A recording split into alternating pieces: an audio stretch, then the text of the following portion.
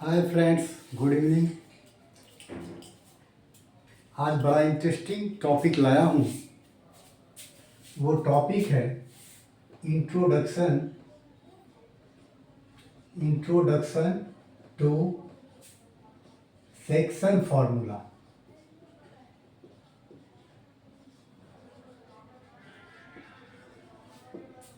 Introduction to section formula.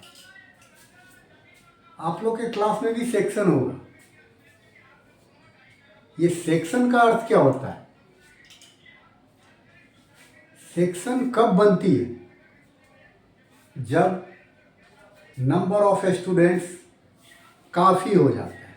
सीधी सी बात, number of students जब काफ़ी हो जाता है तो उनको क्या करते हैं? ग्रुपिंग कर देते हैं, ग्रुप में डिवाइड कर देते हैं। अगर एक क्लास में मान लीजिए 100 बच्चे हो गए तो 100 बच्चे को हम एक क्लास में नहीं बैठा सकते। हो सकता है स्पेस ना हो, या फिर और स्पेस के अलावे और भी मैनेजमेंट होती है, उसमें दिक्कत हो तो क्या करते हैं? उसको ग्रुपिंग में बांट देते हैं। हमारे पास जो टेबल बेंच होता है उसी के हिसाब से बच्चे रखते हैं। हम जानते हैं कि हमारे पास 25 बच्चे का एस्टिमेट है और बच्चे हो गए एक क्लास में 100, तो अब क्या करेगा? उनको क्या करते हैं? ग्रुप में बांट देते हैं और उसी ग्रुप को हम क्या कहते हैं? सेक्शन कहते हैं। तो सेक्शन का मतलब क्या होता है? डिवाइड करना, बांटना नॉर्मली। अब हमारे इस चैप्टर में, कोऑर्डिनेट चैप्टर में भी सेक्शन का वही मतलब है। सेक्शन का मतलब होता है डिवाइड करना, बांटना। अब क्या करता है? एक कोई लाइन ले लेते हैं, सीधी सी बात है, इसको डिवाइड कर देते हैं 2 पार्ट्स में। तो ये हो गया क्या? सेक्शन करना। लाइन का सेक्शन हो गया, 2 सेक्शन में बट गया लाइन। एक चीज का ध्यान रखिएगा, अब ये जो सेक्शन होता है इसमें कुछ ना कुछ रिलेशन होता है। अब रिलेशन कैसे होता है कि मान लीजिए कि 2 बच्चे हैं मेरे पास 10 रुपये थे। हम ऐसा कर सकते हैं कि दोनों को 5-5 दे सकते हैं, या फिर किसी को 6 दे देंगे, किसी को 4 दे देंगे, या फिर किसी को 8 दे देंगे, किसी को 2 दे देंगे। तो इस तरीके से ये जो सेक्शन होता है ये कई प्रकार का होता है। तो सेक्शन में जो रिलेशन होता है उस रिलेशन को देखते हैं और उस रिलेशन को कहते हैं रेशियो। उस रिलेशन को कहते हैं रेशियो। सेक्शन का जो रिलेशन होता है उनको हम कहते हैं रेशियो। अब जैसे मान लीजिए, अभी जो एग्जाम्पल दिया कि 10 रुपये है मेरे पास, एक बच्चे को ₹8 दे दिया, दूसरे को 2 दे दिया, तो दोनों का जो हमारा रेशियो है, रिलेशन है अमाउंट का, वो क्या है? तो 1 से 4 गुना ज़्यादा दूसरे को दिए। एक को 2 दिया तो दूसरे को 8 दिया, है ना? एक का 4 टाइम्स मोर दिए हैं, किसको? दूसरे को। तो वो रेशियो क्या हो जाता है? 4:1 हो जाता है ना? दिया जबकि मैंने 8 और 2, लेकिन उसका जो रिलेशन है वो क्या हो जाता है? 4:1 का हो जाता है। ये समझा जाता है कि एक बच्चे को जितना दिया उसका 4 गुना दूसरे बच्चे को दिया। तो इनको क्या कहते हैं? उस रिलेशन को हम क्या कहते हैं? रेशियो। तो अब जो 2 पार्ट बना, गौर कीजिए, इस दोनों पार्ट का जो रिलेशन है उसको हम क्या कहते हैं? रेशियो। तो जब भी हम सेक्शन फॉर्मूला पे आएंगे तो रेशियो हमारा बहुत ज़्यादा इम्पोर्टेंट चीज़ है, इसलिए रेशियो को कभी भी हम इग्नोर नहीं कर सकते। चलिए, तो अब आपको ये समझ में आ गया कि रेशियो क्या होता है। सेक्शन फॉर्मूला में रेशियो हमेशा हम यूज करेंगे, ठीक है। अब रेशियो प्रोपोर्शन तो बहुत बड़ा चैप्टर है, उसके डिटेल में नहीं जाएंगे, लेकिन यही समझना है कि अब वो जो रेशियो बनता है वो पॉइंट ऑफ इंटरसेक्शन से बनता है, जहां कट होता है।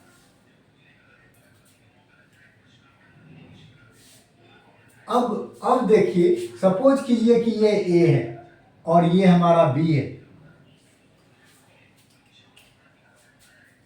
एक लाइन है ए बी जिसको कट कर दिया, डिवाइड कर दिया कोई पॉइंट, इस पॉइंट का नाम दे दीजिए सी। मान लीजिए कि ए बी कोई लाइन है, उसको ए बी कोई लाइन है, उसको क्या किया, सेक्शन कर दिया, डिवाइड कर दिया, ये एल कोई दूसरी लाइन, कहाँ पे, तो सी पॉइंट पे। क्लियर है। अब पूछेगा कि अगर इसका कोऑर्डिनेट दे दे, मान लीजिए ए दे दे, बी दे दे, और इसका कोऑर्डिनेट सी और डी दे दे,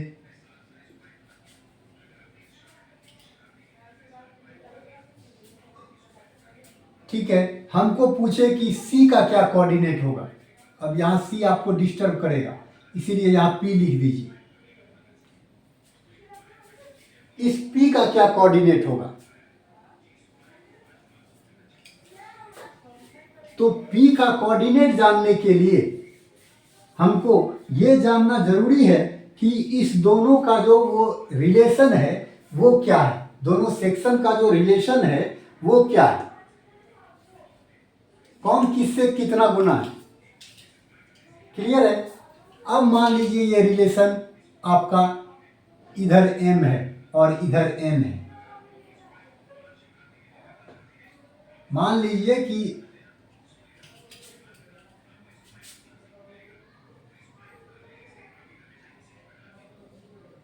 इधर m पार्ट है और इधर n पार्ट है। अगर ये m और n हो गया रेशियो, ओवरऑल कह सकते हैं कि ये L लाइन जो है ए बी लाइन को m रेशियो n में डिवाइड करता है, ऐसे हम कह सकते हैं। तो ऐसे में अगर हम P का कोऑर्डिनेट निकालना चाहेंगे तो P का कोऑर्डिनेट कैसे निकालेंगे, तो कोऑर्डिनेट का मतलब क्या होता है, आप लोग जानते हैं, दो कोऑर्डिनेट होता है, एक x होता है और दूसरा y होता है। क्लियर है। तो x की क्या वैल्यू होगी, अब अगर x को देखें कि x की वैल्यू क्या होगी, तो सीधा सा क्या रिलेशन है, इसका जो सेक्शन वाला पार्ट है m, तो m को और n को, रेशियो को, अगर m को और n को पहले हम अगर x कोऑर्डिनेट निकालते हैं तो m और n को बारी बारी x कोऑर्डिनेट से ही मल्टीप्लाई करेंगे। m को कर देंगे c से, इस पार्ट का रेशियो इससे करेगा और इस पार्ट का रेशियो जो है इससे करेगा। तो क्या हो जाएगा, m को करो c से, m इंटू सी, फिर प्लस n इंटू a। आपने क्या देखा, इसका भी x कोऑर्डिनेट हुआ, इसका भी x कोऑर्डिनेट हुआ, बट ये केवल चेंज हुआ, इस पार्ट का रेशियो से इसको मल्टीप्लाई किया और इस पार्ट के रेशियो के इस पार्ट को इससे मल्टीप्लाई किया, लेकिन दोनों x का ही है। अगर x कोऑर्डिनेट आपको निकालना हो तो दोनों x का ही लेंगे और दोनों x को अल्टरनेटिवली जो है रेशियो से मल्टीप्लाई करेंगे। m को करेंगे c से मल्टीप्लाई और n को करेंगे a से मल्टीप्लाई, फिर प्लस, और क्या करेंगे, रेशियो को प्लस कर देते हैं।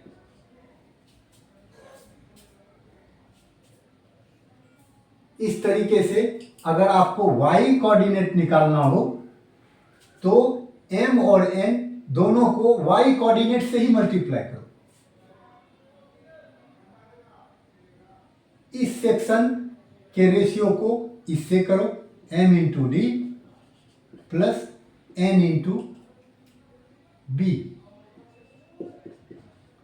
बाय रेशियो को प्लस कर दो। तो इसका x के जगह हम ये लिख देते हैं और y के जगह ये लिख देते हैं। तो सिंपली क्या करना है, अगर आपको ये जानना हो तो अगर एक कोऑर्डिनेट a और b है और दूसरा कोऑर्डिनेट c और d है, रेशियो हमारा m रेशियो n है,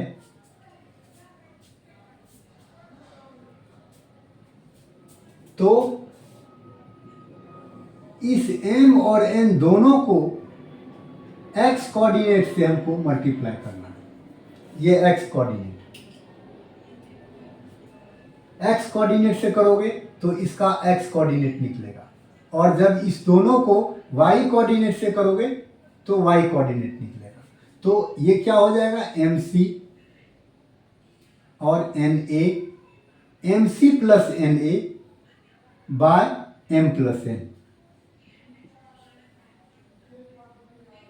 फिर इसी तरीके से क्या करना है, md plus nb, md multiply nb plus mn। ये है हमारा सेक्शन फॉर्मूला। सेक्शन फॉर्मूला से जो पॉइंट ऑफ इंटरसेक्शन है उसका कोऑर्डिनेट निकालते हैं। तो अब अगर सिंपली आप फॉर्मूला याद रखें तो फॉर्मूला क्या है,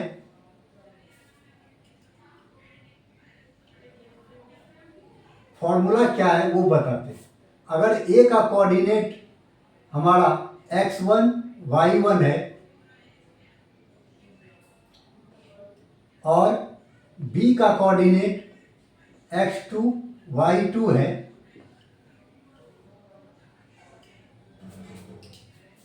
और लाइन अगर m1 रेशियो m2 में ये लाइन ए बी डिवाइड होता है। अगर एक पॉइंट ए है जिसका कोऑर्डिनेट x1 y1 है और बी है जिसका कोऑर्डिनेट x2 y2 है, तो ए और बी को ज्वाइन करने वाला जो लाइन है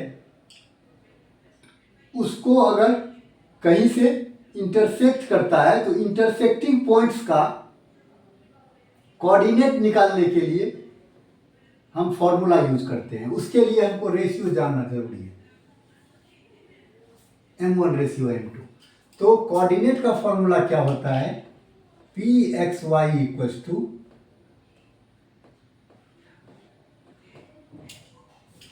m1x2 plus m2x1 by m1 plus m2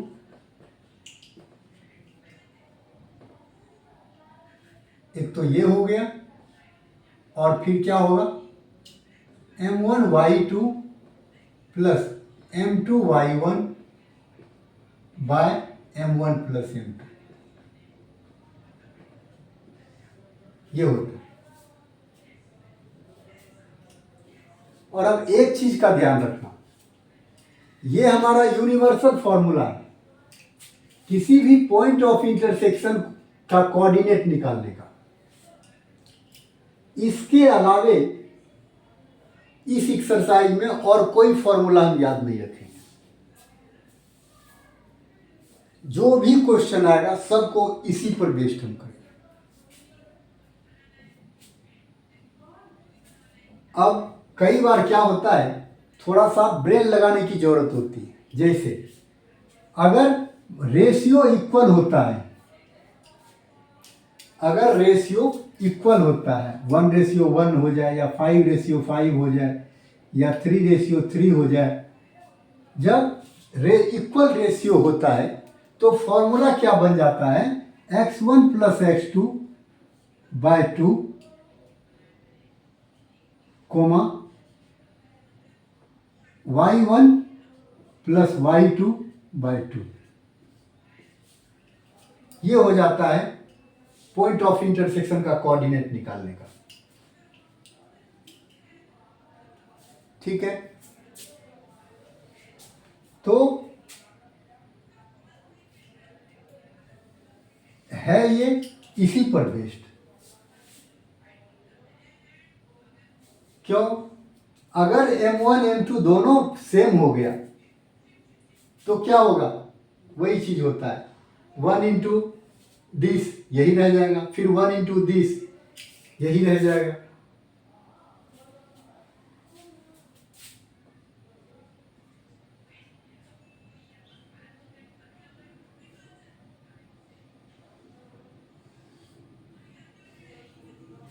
ठीक है, तो ये है हमारा सेक्शन फॉर्मूला। और अब इस सेक्शन फॉर्मूला को जब आप क्वेश्चन में आएंगे, एक्सरसाइज पे आएंगे, तो ये क्लियर हो जाएगा, बहुत स्पष्ट हो जाएगा।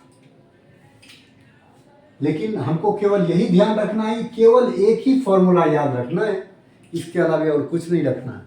इसी पर बेस्ड सारा सम्स हो, कुछ नया नहीं करना।